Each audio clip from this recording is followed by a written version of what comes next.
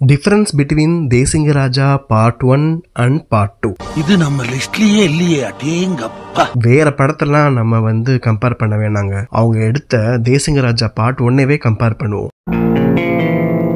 ஏய் என்னைய வச்சு ஒன்னும் காமெடி பண்ணலையே. முதல்ல தேசிங்க ராஜா பார்ட் 1 ரிலீஸ் ஆனப்ப அவ்வளவு ஒன்னும் பாசிட்டிவான விமர்சனங்கள் வாங்கல. அப்படி இருக்கப்ப இந்த படத்துக்கு எதுக்கு பார்ட் 2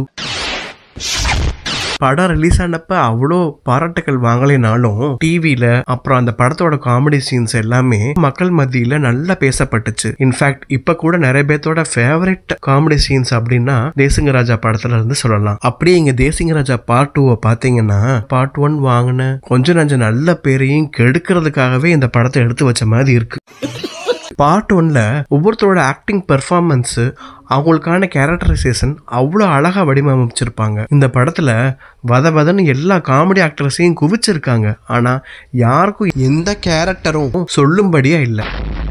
பார்ட் 1ல சூரிக்கும் ரவி மரியாக்கும் இடையில நடக்கக்கூடிய அந்த காட்சிகள் எல்லாம் எப்ப பார்த்தாலும் சிரிப்பு சரவடியா இருக்கும். இங்க நடிச்சிருக்க எல்லாரும் அவ்வளவு அழகா நடிக்கக்கூடிய ஆட்கள் தான். ஆனா அவங்க எவ்வளவு ட்ரை பண்ணாலும் நம்ம ஆடியன்ஸ்னால ஒரு இடத்துல கூட சிரிப்பவே பார்க்க முடியல.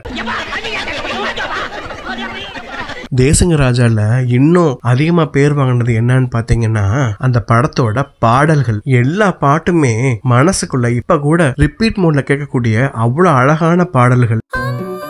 பாட்டை யாராலையும் மறக்க முடியுமா?